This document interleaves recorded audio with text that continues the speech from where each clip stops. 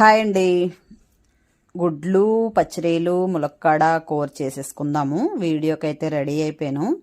నాకు onion paste already మీకు idea ఉంది కదండి. పచ్చిమిర్చి, కొత్తిమీర, కరివేపాకు, ఉల్లిపాయలు కలిపి మిక్సీ పట్టేస్తాను కదా, అదన్నమాట.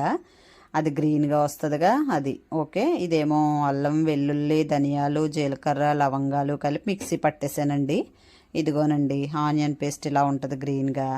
ఇక స్టవ్ దగ్గరికి వెళ్ళిపోదాము. పాన్ పెట్టేసి గుడ్లు అయితే ఉడకబెట్టి ఉంచేసాను ఒలిచేసి. ఇక ఆయిల్ పోసేద్దాము పాన్ పెట్టేసి.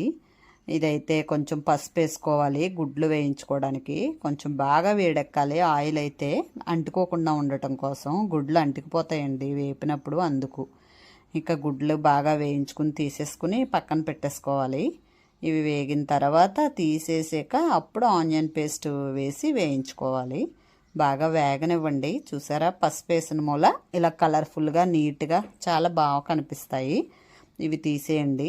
తీసేసిన తర్వాత ఆనియన్ పేస్ట్ వేయించుకోవాలి. కొత్తిమీర, కొంచెం కరివేపాకు వేసుకుని తాలింపులో అప్పుడు ఆనియన్ పేస్ట్ వేసి వేయించుకుంటే టేస్ట్ బాగుంటుందండి, కమ్మగా ఉంటుంది. దీనికి ఎంత బాగా వేగితే అంత టేస్ట్ అండి. ఎప్పుడైనా సరే మసాలా కర్రీలు ఉల్లిపాయ బాగా వేగాలండి. చిన్ని సెక్క సిమ్లో పెట్టుకుని.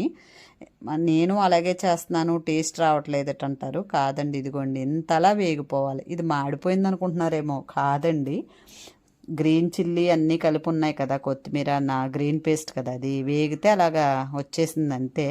మళ్ళీ మామూలు అయిపోద్ది, రెడ్ కలర్లోకి వచ్చేస్తుంది. ఇది ఇప్పుడు అల్లం వెల్లుల్లి పేస్ట్ అయితే వేసేసానండి. దీంతో కొంచెం గసగసాల పేస్ట్ వేస్తానండి మసాలా కర్రీకి అయితే, గ్రేవీ కోసం.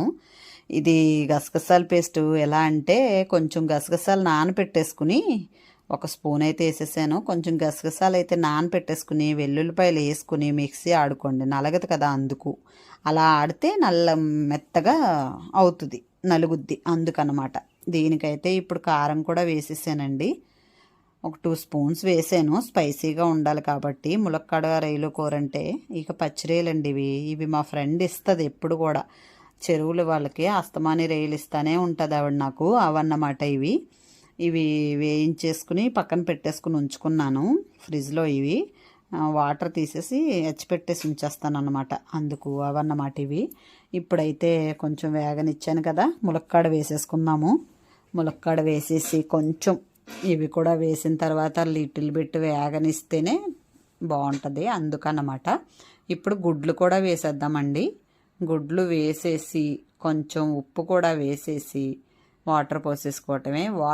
గుడ్లు పచ్చిరేలు అయితే వాటర్ తక్కువ వేసుకోవచ్చు. మరి ములక్కాళ్ళు ఉన్నాయి కదండి, అందుకు కొంచెం ఎక్కువ వేసుకోండి. ఎక్కువ అంటే మరి సాంబార్లా కాదండోయ్. ఉప్పు కూడా వేసేస్తున్నాను. ఒక గ్లాస్ వేసి కొంచెం ఇవ్వండి, ఇలా ములిగేలా వేసుకోండి. ఇక మూత పెట్టేసి పక్కన ఉడకనివ్వండి సిమ్లో పెట్టి. మధ్యలో ఒకసారి తీసి కలుపుతూ ఉండండి, ఏమైనా మాడుగంటుతుందేమో అని చెప్పంతే. ములక్కాడ ఉడికేటప్పటికి టైం పడద్దు కదా, అందుకు. ఇక కర్రీ అయితే రెడీ అయింది. ఇంకొంచెం దగ్గర పడాలి. మీరు కూడా ట్రై చేయండి, చాలా బాగుంటుందండి. నచ్చితే లైక్ చేయండి. సబ్స్క్రైబ్ చేసిన వాళ్ళకి థ్యాంక్స్ అండి. సబ్స్క్రైబ్ చేయని వాళ్ళు చేయండి ప్లీజ్. దీనికి కొంచెం చారు కలుపుకొని నంచుకుని తింటే కూర అయితే చాలా బాగుంటుంది. దీనికి రసం కాంబినేషనే టేస్ట్కి. దగ్గర పడిందండి, ఇంకా కొంచెం అయిపోయింది, ఆల్మోస్ట్ ఉడికిపోయిందండి ములక్కాడైతే. ఇక దీన్ని బౌల్లోకి అయితే తీసేసాను. మీరు కూడా ట్రై చేయండి మరి. ఇదిగోనండి రెడీ అయిపోయింది. గుడ్లు పచ్చిరొయ్యలు ములక్కాడ కూర అండి ఇది. మీరు కూడా చూసుకోండి మరి.